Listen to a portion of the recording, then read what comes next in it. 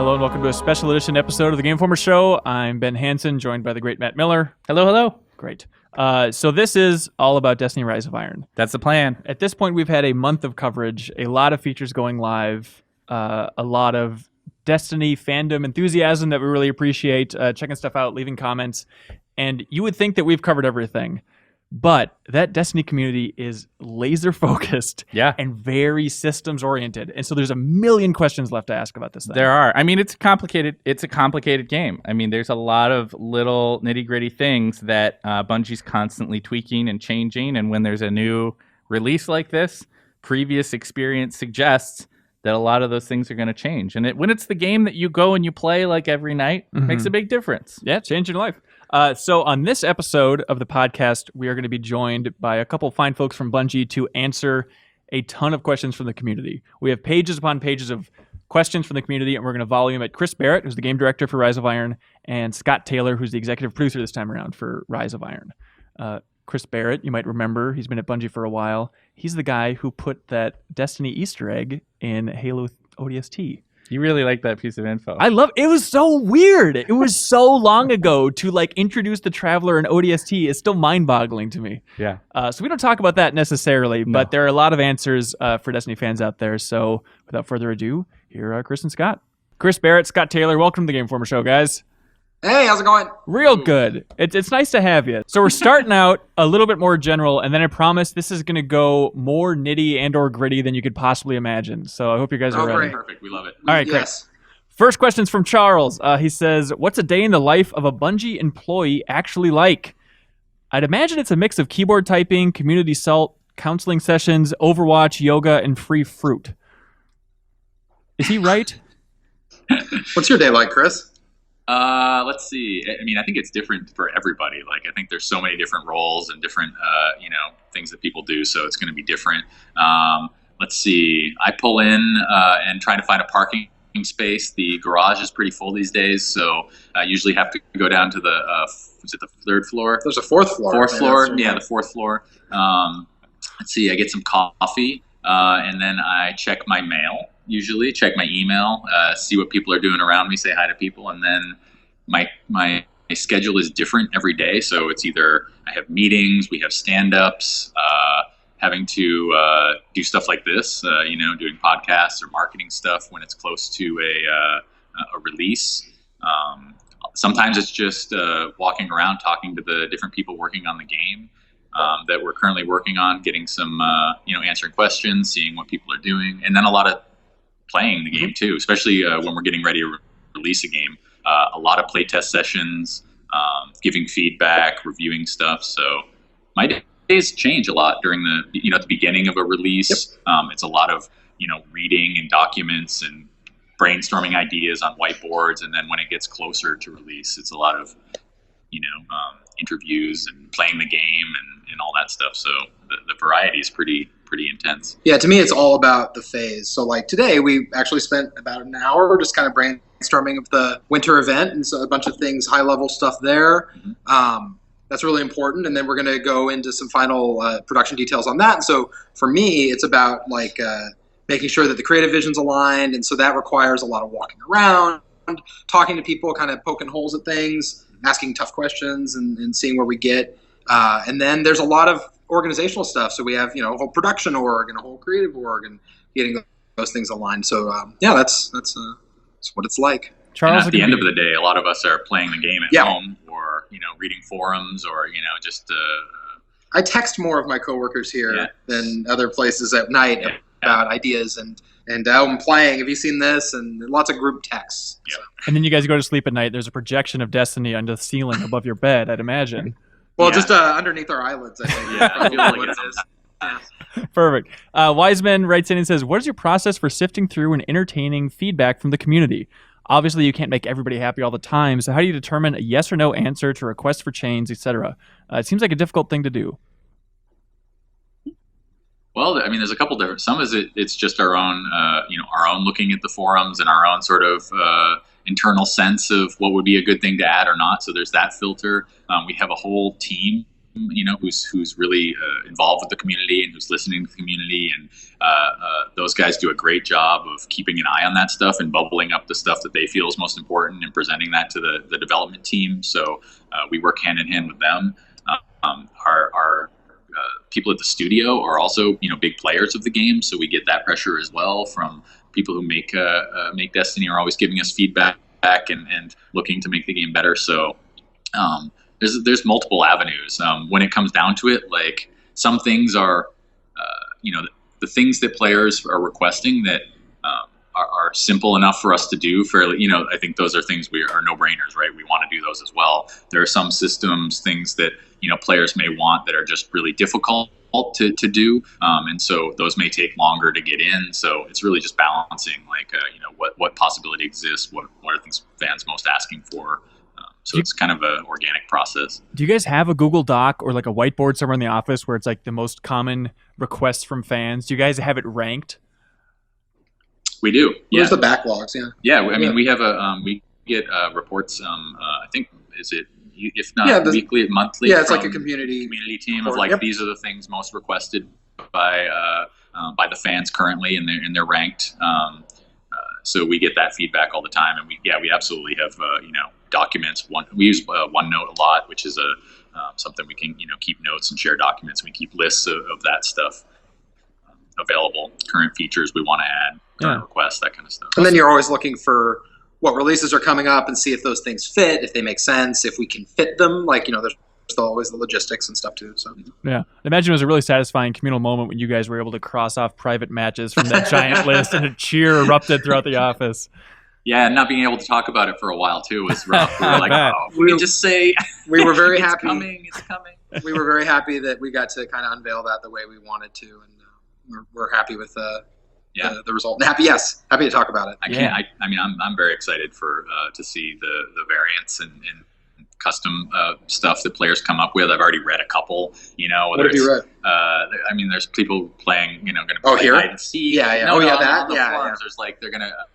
They figured out how to do like an infection type game, where because you can switch teams during the match, so you could basically set it up so you could do switch to the infected side. People are talking about using the light level to do some sort of juggernaut like thing where somebody is equipped with high level gear and everybody and everybody else has low level gear on, and then doing it that way. I think it's going to be really fun to see what people come up with, and then what we could potentially help support in future releases. The stuff that players really gravitate towards. Yeah, for sure. I would also expect we'll start to see a lot more of like people doing tournaments and that kind of stuff.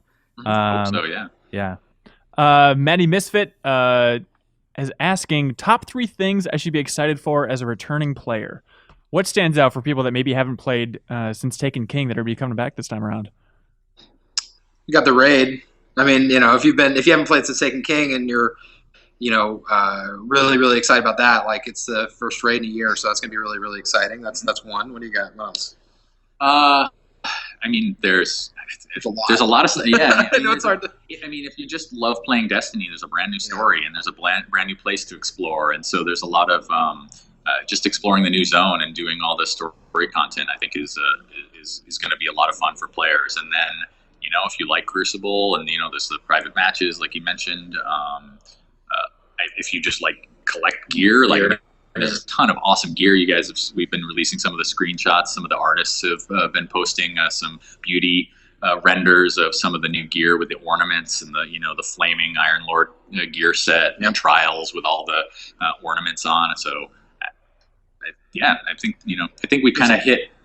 No matter what part of Destiny you like, I think we've got something in Rise of Iron for you. It's always nice to see new environments like we were saying, and then the new social space is really fun. There's I'd say one thing that I'm obsessed with is I'm not going to say the thing you think I'm going to say in the social space. Oh, okay. But there's something we haven't talked about yet in the social space. It's really cool. But there's the rituals in the Iron Temple where you're collecting the artifacts, and the artifacts being a new, like having those abilities on the artifacts is new for the artifact slot. Mm-hmm. But the ritual that you do where you light the fires to honor the Iron Lords is going to be something that I'm very excited to partake in with my real character.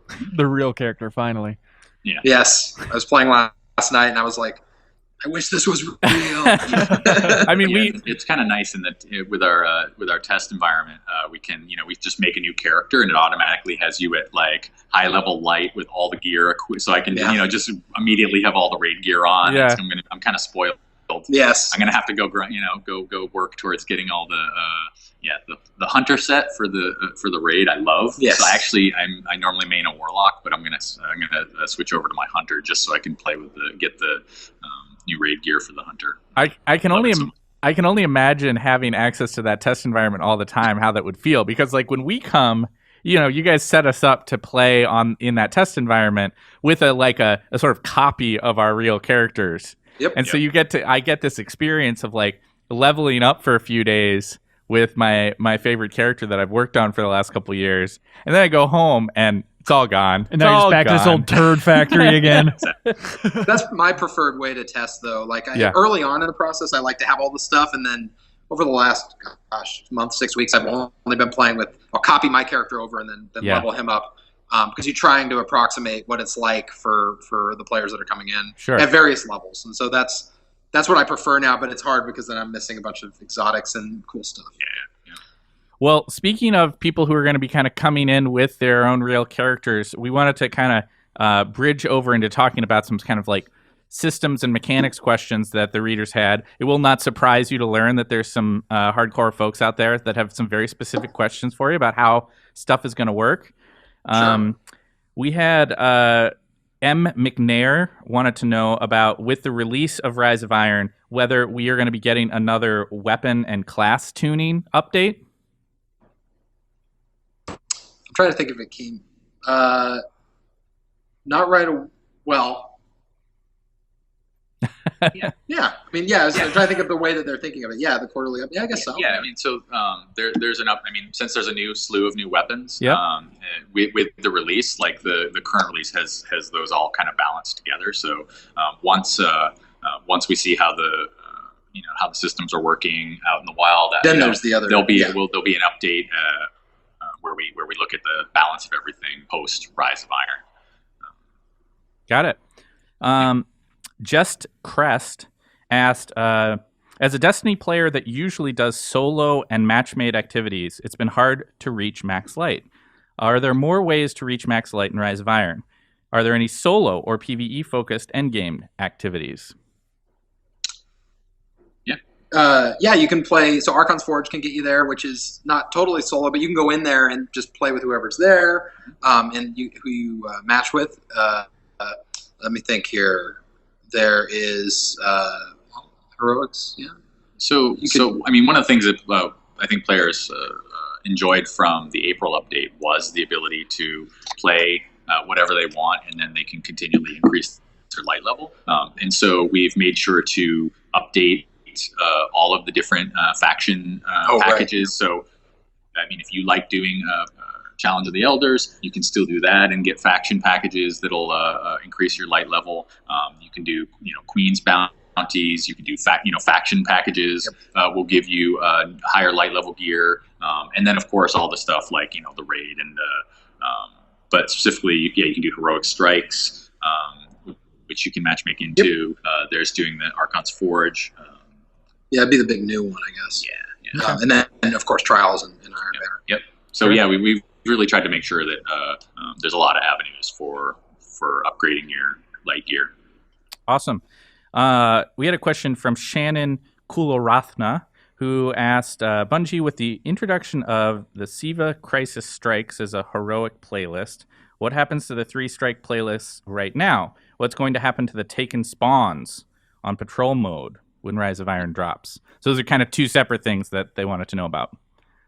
So Taken Spawns are staying as they are, so you can still complete any of the activities or any of the quests that are related to the Taken King. So those are staying. The strike playlists are kind of as follows. So there's the new heroic Rise of Iron strike playlist, the Siva Crisis you mentioned. There's a regular non-heroic version of the Rise of Iron. There's the Taken King. So if you have Taken King, that'll contain, there's a playlist that has all the Taken King strikes. And then there's a playlist, which is the Legacy playlist, which has all of the pre-Taken King stuff. One other cool thing that we wanted to make sure to have available is that if you haven't purchased Rise of Iron and you're still, on Taken King, you can still have the Heroic playlist available each week as a featured playlist. So that's something where we wanted to make sure was still in there that kind of works behind the scenes. But anyway, so there's 4 main playlists. And they're on the Vanguard. Yeah, they're on the Vanguard on the Vanguard page. So how does that work? The Heroic playlist, if you don't have Rise of Iron, what strikes are you seeing then? Strikes that are not not Wretched Eye, not Got it. Not the new not the new 3. Got it. We had a reader, Skyburner, who wanted to ask about whether open quests auto-complete again. I think he or she is probably referring to how open bounties, I think, at Taken King auto-complete it upon release. Now, with the quest system being what it is, they're asking about whether the open quests are going to complete. They say, I might not be able to finish them all in time for the next expansion. So I'm not sure if it's a good thing or a bad thing for them. They're just curious.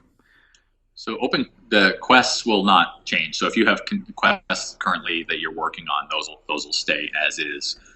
Yeah, as you mentioned, like when Taken King came out, there was a giant kind of overhaul of how bounties and quests interacted and what was a quest and what was a bounty. And so we're not doing that this time. So we're not having those same. And so if I were to have an open, even a bounty, that would just sort of still sit in my bounty list as partially. That is what completed. I believe. I believe so. Okay, good to know. We had a few different people. We pulled one person named Oatmeal Savage, which is a name I really like, who wanted to know about raid weapons, and specifically how if raid weapons will have static rolls like they did in Vaults of Glass. Or Crota's End, or if it's going to be more kind of the model that was used in King's Fall, where there was a little bit more variation in the raid weapons that dropped. I'll have to check on that for you. Yeah, I think we should. Yeah, we'll look into that. Okay, Yep. Fair enough.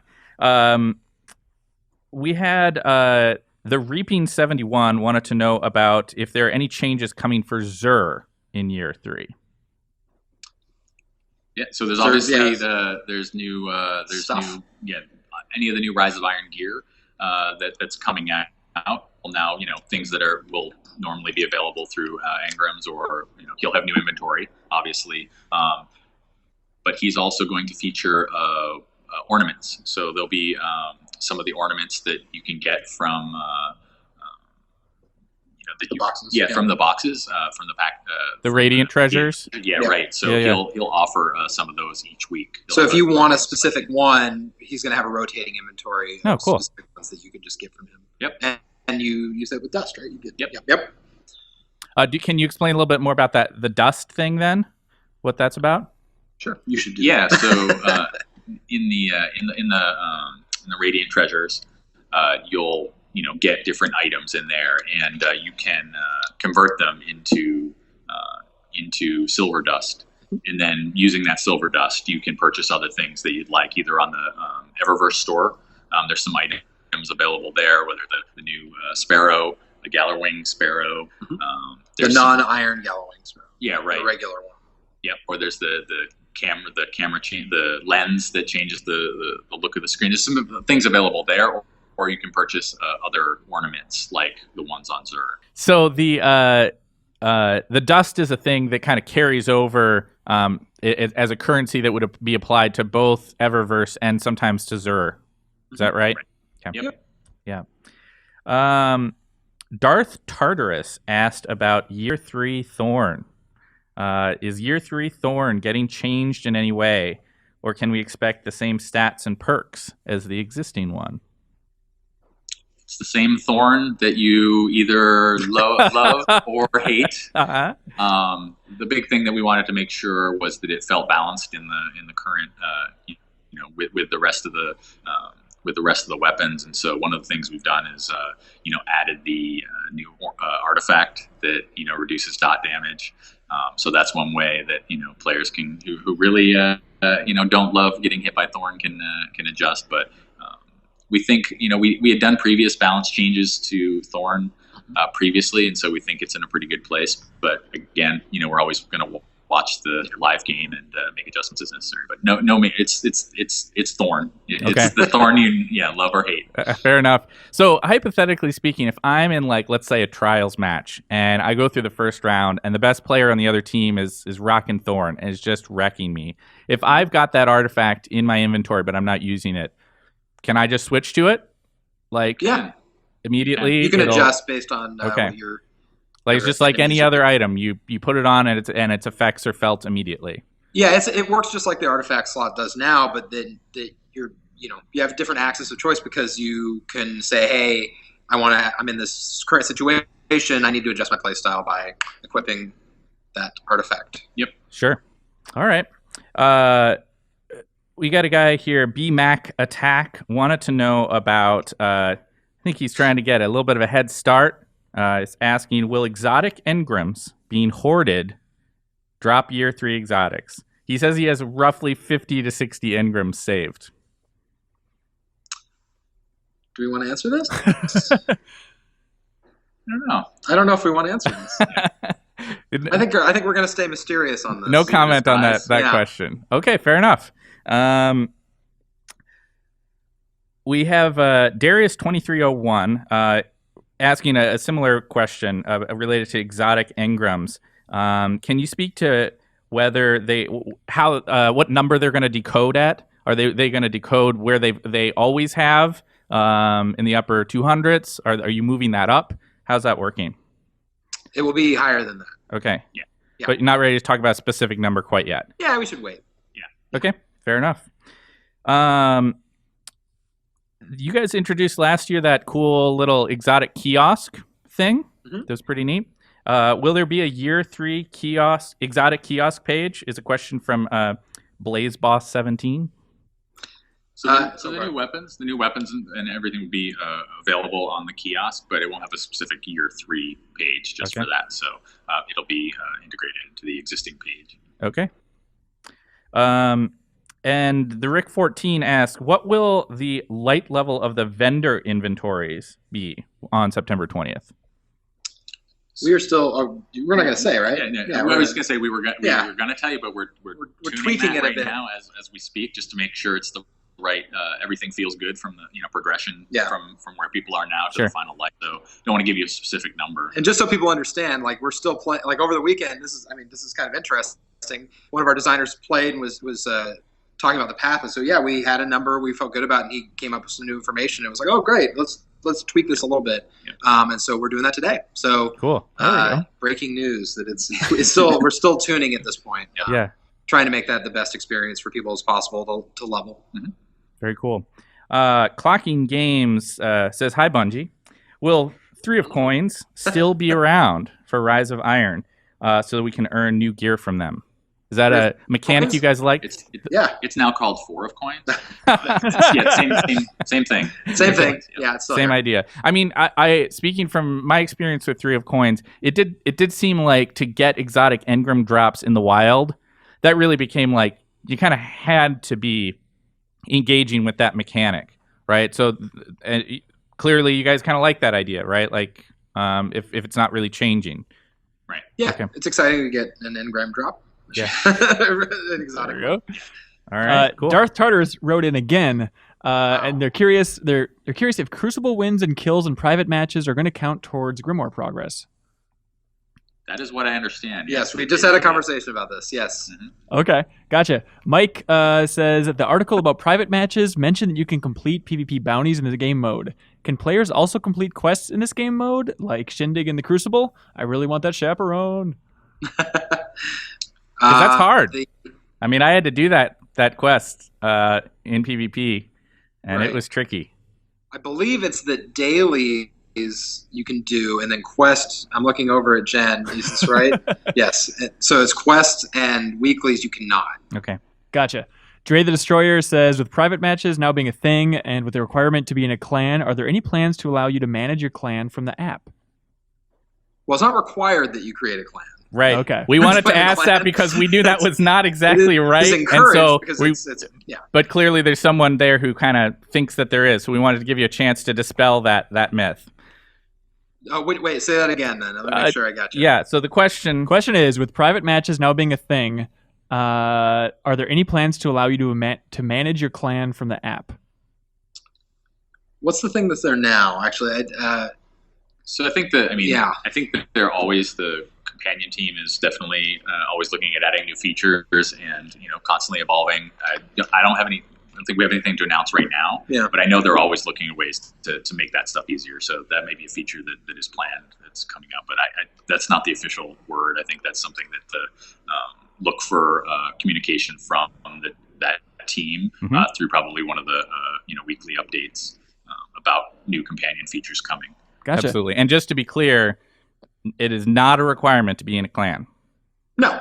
It just displays it on the orbit page there, on the lobby page, so that you can see. We can kind of put your clan out there, especially for like clan versus clan matches, or kind of to promote your clan. But not required. But you can also see your clan mates on the roster page. Yeah, absolutely. Cool. Red 89 Socks is wondering, are there any significant changes coming to Trials of Osiris with Rise of Iron? New gear, new maps. There we go. That's something. Atticus Phoenix says, are there any new strike-specific legendaries? If yes, will any be previewed before the launch? There are. I mean, there are. Yeah, we'll say that. It's funny. It's like one of those things. It's like we can kind of on the fly just decide. Yes, there are. I doubt we'll show them. I think we want to leave some of the stuff. Like we've shown a lot of stuff. I think we want to keep some of that stuff, secret for players to discover. And so I think that's what we'll do with the Strike playlist. We have talked about the new mechanic though, with the key in the chest, which I think is going to be really cool and allow a better path to getting some of that those uniques. So we're excited about that. But we'll wait and we'll let people discover those in the chest. Gotcha. Once released. JC Varner writes in and says, are there any hidden secrets similar to the Black Spindle in Rise of Iron? There are exotic quests to get weapons. There's definitely the team has done a lot of work to add some interesting secrets, some places to find and discover. There's some interesting, like Scott's one of Scott's favorite things is in the social space. The social space. So the reason we're laughing is I talk about this one thing that I'm not talking about to you guys about way too much around the office. He texts me at 1 a.m. He's like, oh my god, I did it! I haven't done it yet. You haven't? Not in the late. You did before. Okay.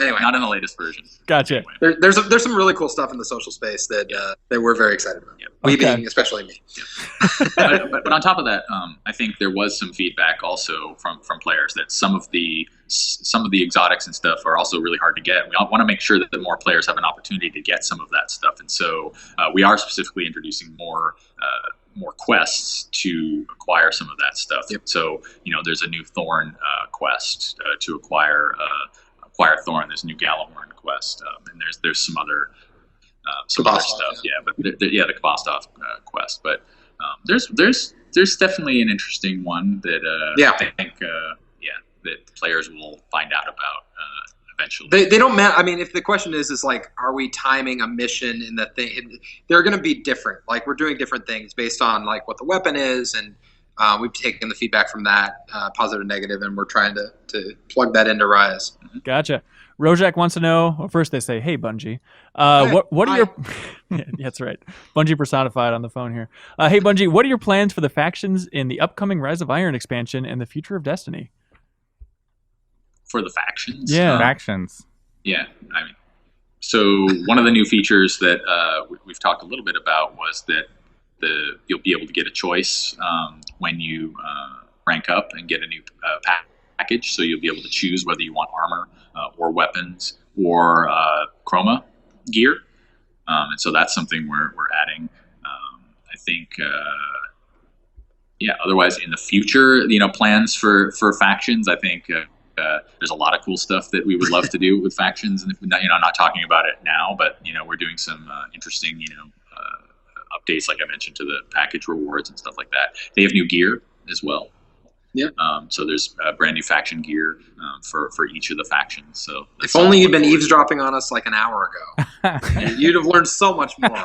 You never have to hang up from the Skype call. You can just leave the phone in your pocket. Yeah, it's fine with us. Yeah, it could be good.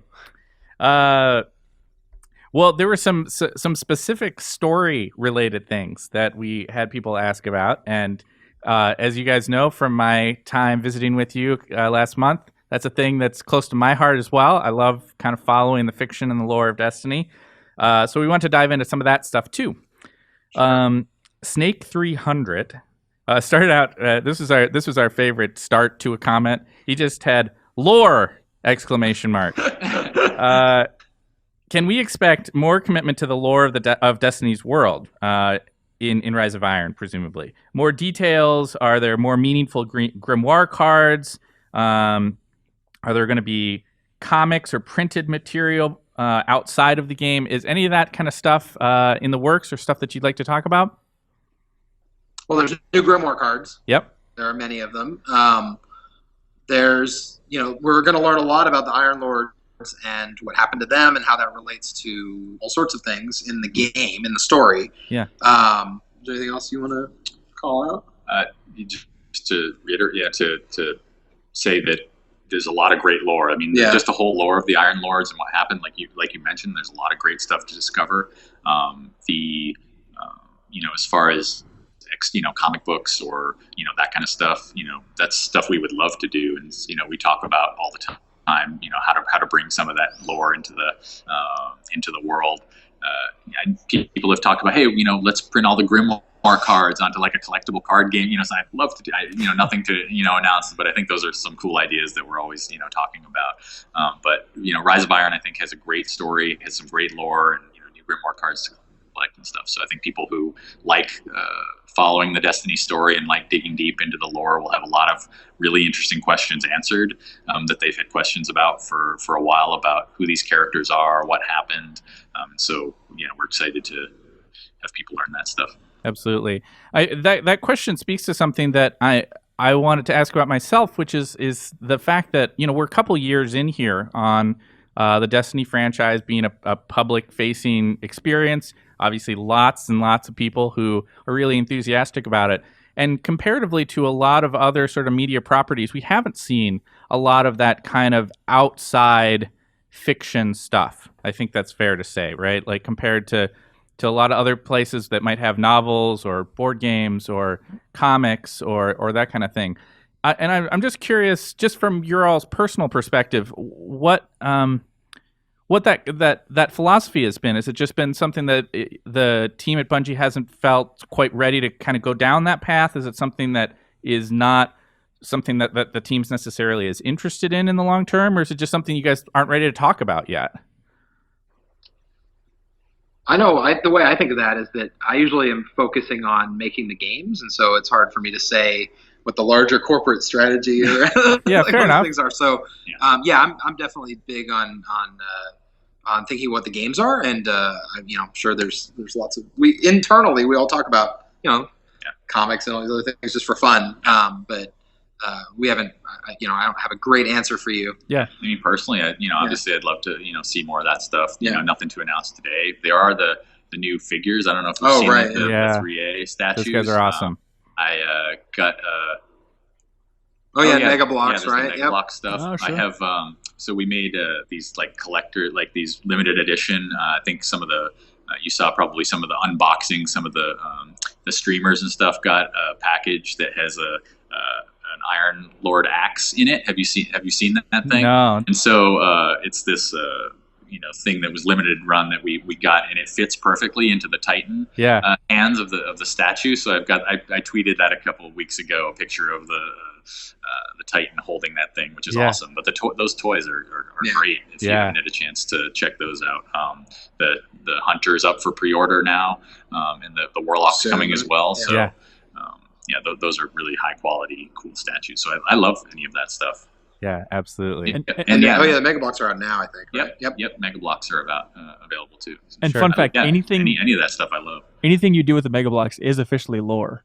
It's canon. So Well, keep that in Destiny mind. is your story. There It's we your go. guardian That's gonna have right. Become adventures. legend in your bedroom. Yeah, Yes. absolutely. Well, let's move on to a question from a person named Squishy here, who wants to know whether the lore Well, about very odd parents. Yeah. all I of them. agree. Will the lore about the Fallen provided in this expansion apply only to the Splicers, and presumably they mean like the House of Devils, or the Fallen race as a whole? Well, I mean, A little of both. Yeah, I was gonna say like, I mean, this is kind of you're seeing the Fallen kind of go too far in what they're scavenging and what they've been looking for, and that's we're moving forward with what's happening with them. But yeah. So, I mean, a lot of it is about the Devil Splicers and this sort of group of Fallen, but that also expands the overall lore of the Fallen as well. That there are these Splicers, groups of Splicers who do this kind of activity. So at the same time, it is focused there, but it also it's extending the lore of and filling in some of the backstory of the Fallen as a whole. And that's in the game. There's some dialogue you learn through one of the characters about that sect of Fallen, and so some of that stuff's very clearly laid out in the story. Got it. I think I know what the answer to this question is, because I think if there was an answer to this question, I might maybe already know about it. But we did want to kind of throw it out here because it was something that I think a lot of people wonder about. Jared Corbett wanted to know, what exactly are the Exo? Are they human consciousness in a robotic body?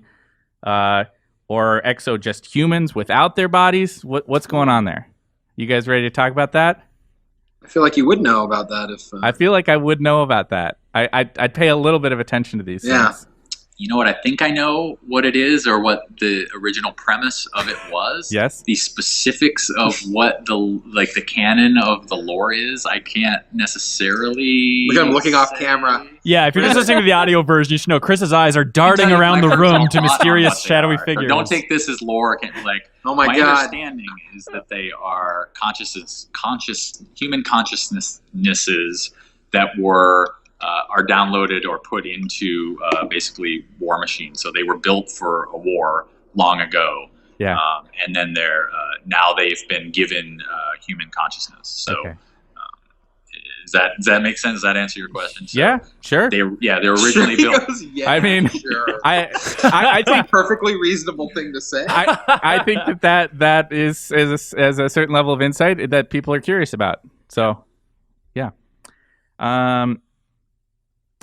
I just got a text from the story team. Somehow they're piped in. I don't know. They're part of the war mind. All of a sudden, somebody have comes you in from done? off camera, just tackles Chris. It's Jill, I think. Yeah. All right.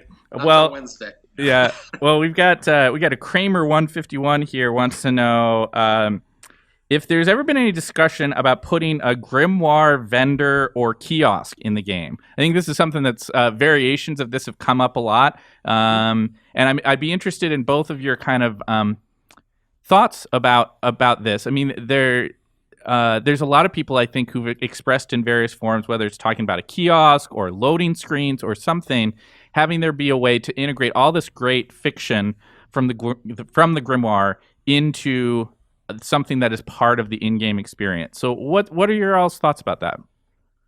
Well, you said, has there been a discussion? Like, yeah, I mean, yes, we've talked about that. But yeah, we don't have it for Rise of Iron. That would be a big undertaking, I think, is the way I think of that. I see some of it for me is just that I think that's a great. I mean, I think it'd be great to bring that. I mean, any of that lore that we can bring into the game. I think the discussion becomes for us like how do we do that the right way? Yeah. Is a vendor that you can go and browse through just 1,000 items or whatever the best experience for players? Is it something we want to integrate, like you said, into the loading screen, or more organically, like have again, I'm just off the cuff here, just saying maybe it's something with each individual weapon, for example, you could bring up more info and flip the when you bring up the inspection page, flip that over and read more about it. So I think we've definitely talked about that and would love to add some of that into the game. Nothing for Rise of Iron, but potentially in a future release of Destiny, I think it'd be great to bring that in. But just doing it, we want to do it in the right way. Yeah. That feels good and not just tacked on. Maybe that's something in the future we do that. Yeah. Badoosh is our next questioner and has something of a philosophical question for you here. Since we killed Oryx, by sword logic, should we gain his powers and abilities? Well, because he's weaker than us now? Because you absorb, sword logic would dictate, that's it's basically survival of the fittest, right? Like the Hive's mantra. Should you? Maybe. Do you? No. Okay. Fair Something enough. to do with how light interacts with darkness. Oh, There you go. Yeah. Oh, that's clear. I get it now. way to go, Chris. That's clear. I get it now. And yeah, sure. A strange fellow by the name of Irk McGurk wrote in. I don't know who this guy is, and wanted to know, why do Chris Barrett and Prince Aldrin have the same haircut? A little shorter now, I don't think it is. Yeah. Not quite. I think it used to be a little longer. Yeah. I have questions about his hair that we can address maybe later. What? Well- Whose? Irk McGurk's. Oh yeah, have you seen his hair? Well, I'm just reading the questions here. Yeah, you're just, it's, Yeah. Yes. Prince Aldrin is awesome, by the way. Best character in Destiny. What a handsome fellow. Most handsome, Yeah. right? Yeah. Great hair. All right. Where are we here? We're on page 3, Mr. Blake Pod. Yeah. Okay. So Blake Pod wants to know. This is, by the way, we're steering out of the story stuff here into some sort of some other kind of more miscellaneous questions here. Blake Pod wanted to know: is the new Yallarhorn going to be the previously nerfed version, or the mighty original? We all, and this is his words, we all actually want back. Now, I take issue with this because I don't know. I don't know that everybody wants the old Gjallarhorn back as it was. But what are your thoughts? Gjallarhorn will be tuned to not be the only weapon that you need to complete major activities in Rise of Iron. It needs to be friendly with the other weapons. But it's still amazing. It still has the same feel that you want. And it's still, you guys, I believe, played with it. It's very powerful. It's awesome. Yeah. But it's not going to break the game. Yeah, I mean, aimed for the sweet spot where it is still awesome and the powerful like players remember, but it's not gonna not break the game. So it's like hopefully we found that. I mean, on looking for group sites, once it had gotten to the point that people would not accept people into a group if you didn't have that one weapon, seems like where it had gone like a step too far. Mm-hmm. So we agree. For me personally, I'm on record as saying I understand why people would want that, but clearly, at least some people want the old version back. It's like the Halo 1 pistol all over again for you guys. Yeah. Tirotech wants to know: will we see more chroma armor and weapons in Rise of Iron? Is that a system you guys like and you want to keep going? So I think we've wanted to introduce the new ornament system, which I think is really cool because not only does it allow you to just change the color of illumination and stuff on your armor, it allows you to change geometry wholesale and like have big effects and giant horns and all. So I think you've seen some of the images. So we see that as kind of an evolution of the chroma system that has more flexibility. However, you still have all of the previous chroma gear available to earn if you like it. And so that's available as one of the faction reward options. So there's weapons, gear, and chroma. And so any of the gear that previously had that, you can still acquire that, collect a set if you haven't finished, or you happen to like the way that looks with one of the new ornament. Like if you have, all of the new ornament gear, but you really love the way one of the chroma helmets looked, you can pair that with it. An additional thing that we did was we added all of the different chroma colors. Mm-hmm. Those are now available on Eva. And so you can purchase those directly from her. So really? Yeah. Suffice to say, if I want to get a full orange set of chroma, I can just go get that from Ava, starting with Rise of Iron's launch. Yeah. Yep. Okay, got it. Gunsmith Kyber 3000 wants to know if the Gunsmith Banshee is going to have new Arms Day weapons in Rise of Iron, or if there's anything else new with that popular character. So we've updated the Gunsmith to have new light level, up to the new light level of Rise of Iron. So, you'll still be able to acquire those weapons, and they'll be useful in the new release. Okay. Delta Dark Sword was asking about if there's any plans to help your player base with inventory organization. I think that they say we all love the additional vault spaces we've gotten since day one, but some features, like being able to dismantle directly from the vault or postmaster, are still absent. Are features like that something you guys would be able to implement? Or are there no plans right now to streamline that process more than what we've seen? What's going on there? So at Gamescom, I talked a little bit about this. So for day one of Rise of Iron, there's not going to be any changes to the vault. The vault, the thing I'm talking about. Yep. But we're looking at solutions coming after that Okay. we're going to streamline it. It might not just be vault; it could be other things, and we're working on that right now. Okay.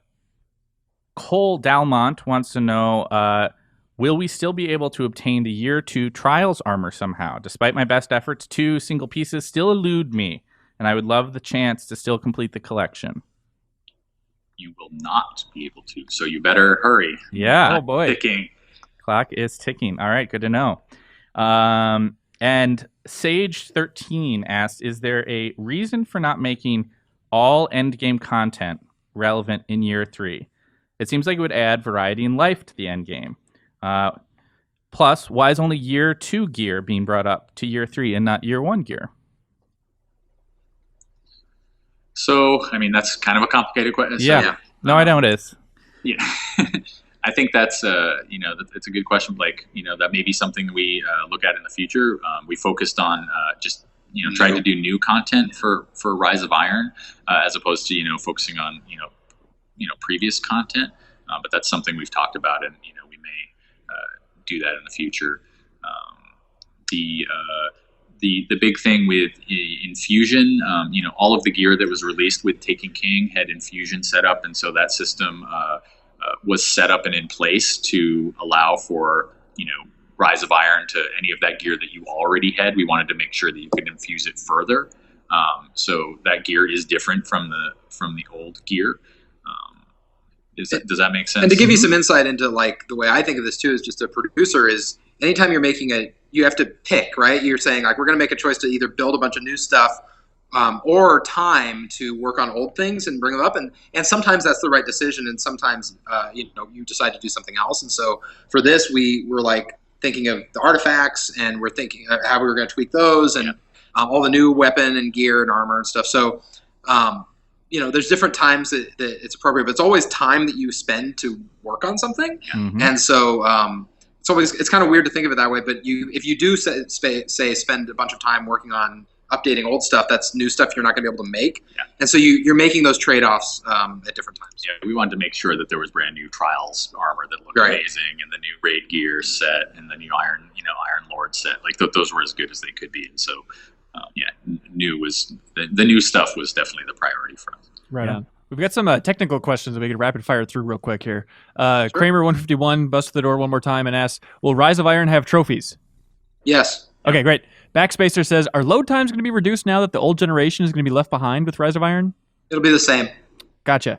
Nikampalas is wondering if Sparrow Racing League is going to stick around as a permanent feature, or is it going to be timed event again?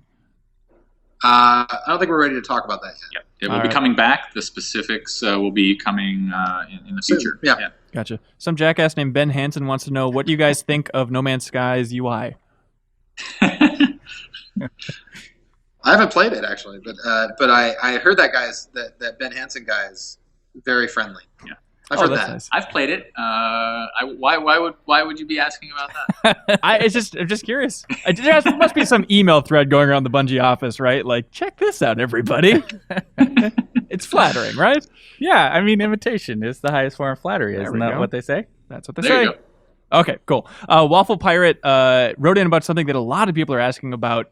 This was the most popular question, by the way. And Really? Yep. Now that private matches is off the table, it's about customizing your characters and recustomizing them, changing the race, doing the whole thing. Wow. And so just wondering, does Bungie acknowledge that as a big issue that the community would like to address in the future? We've heard that for sure. I think it would be, I think it'd be cool if you could change your hairstyle, change some of those options.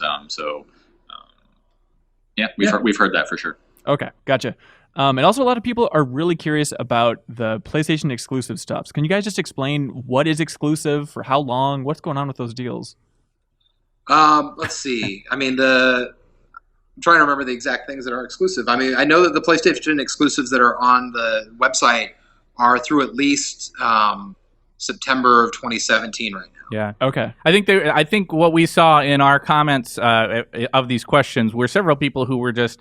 I think there was some frustration because of what was established last year, right? It was kind of a 1-year exclusive, and then Xbox players were in on the fun, and that this time that didn't really happen, right? And so I think we had a few different people who were asking with various degrees of politeness or whatever that if there was any sort of like thoughts or comments from Bungie about what's going on there and why those decisions are made the way that they are and that kind of thing. Well, I know we love Xbox players and we're trying to make the best experience for them. And then there's some bonus content on PlayStation that we're also really excited about. And so, I mean, that's kind of it. That's it. Cool. Chief Slayer is asking, can we still assume that in some form our current Guardians and our efforts will carry on through the franchise 10-year-ish plan, like how it was once revealed to be? I don't think we're ready to talk about what future franchise planning will mean for everything. I mean, we definitely think it's important, the work that players have put into the game, and the social networks that they've built, and their identity in the game. I think that's really important, and so that's something we're absolutely going to be looking at with future releases, and taking very seriously. So, nothing specific to announce, but I mean, I think we as players ourselves of the game, feel the same way that players do. So that's something we're going to look really critically at. Yep. Gotcha. Coolest Guy 21 wants to know, will the quest to get the Kvostov be available right when the game launches? Yes. Okay. Gotcha. Darkened Raruni says, can you tell us anything about your plans for special content rolling out the week before Rise of Iron drops? No. Although we are very excited about it. Yeah. All right. Perfect. So I guess that's a way of saying, look, keep your eyes open. Yeah. Don't close your eyes. Devil's Deceiver wants to know, is there a confirmed time of release for the game on September 20th? Is it like 2 a.m. Pacific? So it'd be 2 a.m. Pacific time. Okay. On the 20th. Great. Mark your calendar. Yeah. Set a reminder in your phone to jump on and play Destiny again. And with that, the download for it will be before that. So that's if people remember last year that you do download it, and then that's when it switches. It'll be ready to go. It'll be ready to go. But on that Tuesday, early in the morning, people could expect to be able to get going. Yeah. Awesome. We'll be here.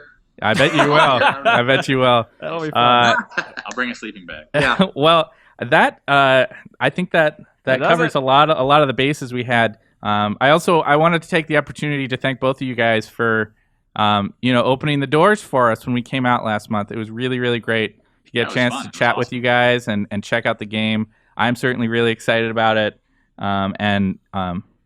And so, it was great. It's great thank you guys. Get to chat with you again. It was really fun to have you. You guys you had great questions. We're really digging in deep in areas that it was always fun to see. You guys are some of the first people to play any of it. So it really helps to see the questions you guys were asking. And thank you. Yeah. Yeah. And thanks to the Destiny community.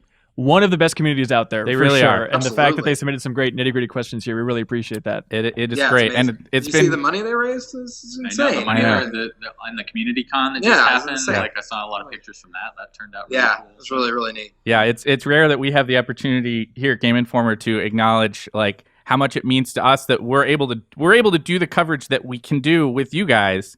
Yeah. In thanks to that community really mobilizing, coming to check out our content.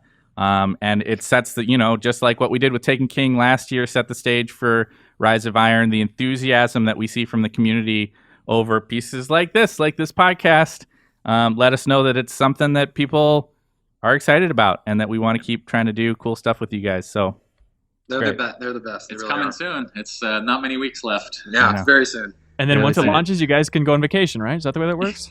You're totally done, and there's nothing to do. Festival, we got some winter stuff I hear something about. We were just talking about, so that'll be good. Yeah. Right on. Cool. So a lot to look forward to. But again, thanks guys for joining us, and thank you to watching or listening to this episode of the Game Informer Show. Be sure to tune in this Thursday. We have a new regular episode coming up, so stay tuned for that, everybody. Take care. Cheers. Thank you. Bye.